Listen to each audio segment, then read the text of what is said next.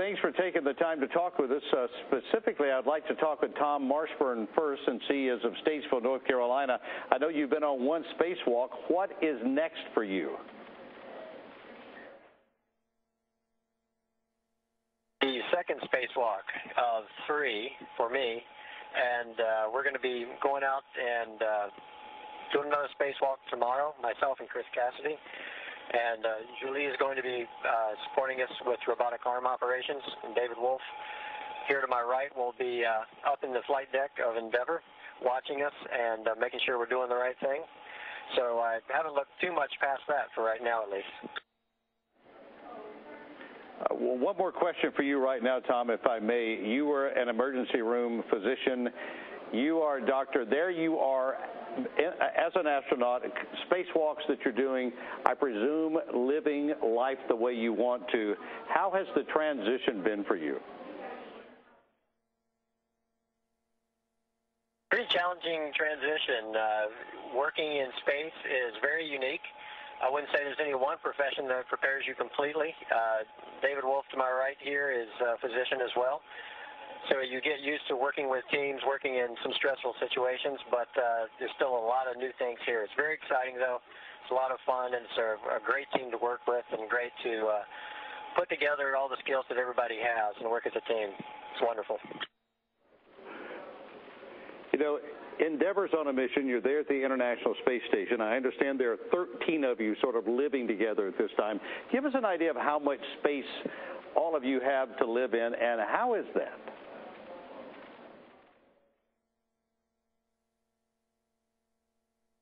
It's actually quite fascinating. We have representatives from all over the world of space. We have the Japanese Space Agency. We have Koichi Wakata representing them. We have Frank Dovin, who's European Space Agency, and of course our Russian cosmonaut friends down in the Russian segment. We get together in the evening and can share stories about the workday. It's just been a fantastic experience to be involved in the operational sense all day long, and then synthesize it together in the evening to kind of share and take part in really where we are and reflect at the borderless Earth below us, and just appreciate all the hard work and engineering that's got to get us to this point today. You know, what great irony that you're on this mission. You were there on July 20th and 21st on the anniversary of the first moon landing. Was there any type of special conversation or tribute or anything that you did on that day, or is it almost old hat to you to be doing what you're doing?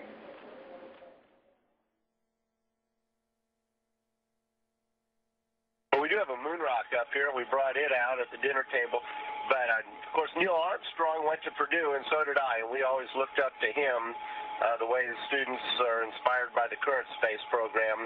So we did talk a lot about Neil, did some air-to-ground back with the university-related people. All right, Julie, this next question for you is actually two-part. I'd like to know about your work as operating the robotic arm, but your 3 male counterparts are sort of floating up and down. You're staying in place. How do you do that?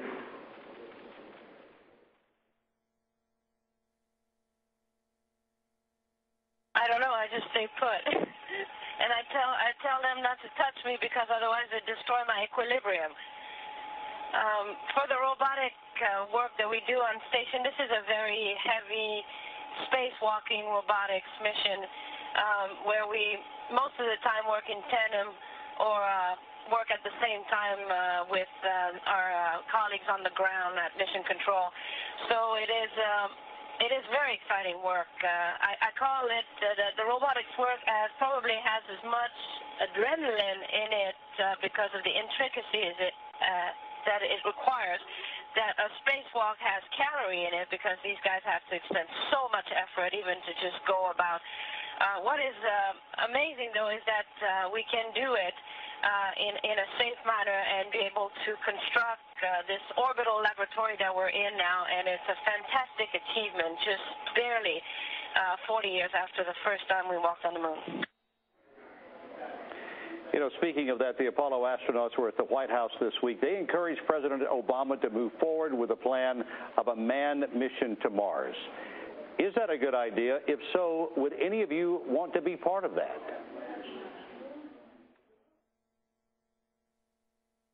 As challenging as that'll bring out the very best that our country and all the countries have to offer to work together. Can't help but be darn good for all of us. Does that mean you want to be a part of it? Would you like to be maybe the first man on Mars?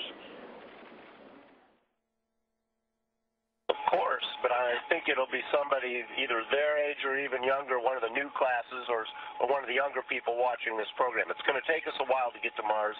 We have a lot of challenges to overcome that will be some powerful careers made in answering those questions, and they will all throw back, shed light on problems we have on Earth. We have to solve radiation problems, cancer risk problems, bone loss, things that challenge the elderly are all similar things that challenge our long-duration space travelers, and the solutions are equally applicable in space and on Earth. Well, to all four of you, thank you for the time and the opportunity for this interview. It's just amazing technology that we can have this conversation. It's amazing that you're doing what you're doing. All the best to you, and thank you. Goodbye. Endeavour ISS, Houston ACR. That concludes the WRAL-TV portion of the event. Please stand by for a voice check from WCSH-TV. Endeavour ISS, this is WCSH-TV. How do you hear me? WCFH, I think it was. WCSH. Hello, loud and clear. We have a most remarkable interview awaiting us right now. 4 members of the crew of STS-127, the Space Shuttle Endeavour, standing by at the International Space Station. Joining us are 4 mission specialists, one we know very well, Chris Cassidy of York, and 3 other specialists, David Wolf, Thomas Marshburn, and Julie Payette. We really appreciate your taking the time to be with us. And Chris, we're of course going to start with you. Take us to the launch and getting into space. Has it been at all like you expected it would be? Sounds like Bill. It is indeed. How are you, Chris? Outstanding. Great to hear your voice and all the friendly folks back in Maine. I'm so happy to be here and say hi to you. Back to your question, the launch was unbelievable, and the weeks leading up to it were even more eventful. We had a series of weather setbacks and a technical setback. And the day we actually walked to the pad, all of us were kind of walking there thinking, oh, here we go again, another rainy day, and we'll be pulled out of the spaceship here in a couple hours. It ended up being at the 9-minute hold when they go around the room to pull the flight controllers. If they're go for launch, we got a clean board, go for launch all the way across, and off we went. And I'll tell you what, it was just a simply amazing experience to blast off. And 8 minutes later, Dave and I were unstrapping out of our seats and in the overhead window taking pictures of the external fuel tank, and it was right to work. And it's been nonstop since we arrived in space. However many days ago, it's been 7 or so. 13 people together in space is a record by 3. Has it seemed crowded, or was it just so much a part of your training that it seems the norm?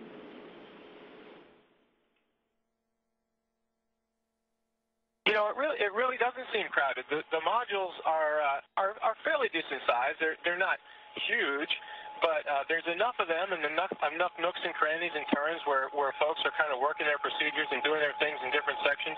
So during the workday, people are sort of scattered around, and then we kind of come together for the social part of the day, the evening, maybe a few people together for lunchtime. But in the evening, we get together and share our experiences from the day and get the time to share dinner, just a social event as you do at home. I'll ask you to pass the microphone around a little bit for this one. There's been a lot of coverage of this for a number of different reasons, but the number one reason is the toilet malfunction. Finally, I have an ability that would, equip me to be a NASA astronaut. I'm a good toilet man. Was that extremely difficult to fix, and was that a burden on the crew? And how did you get it done?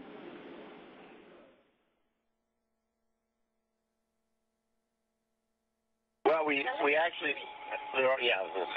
have 3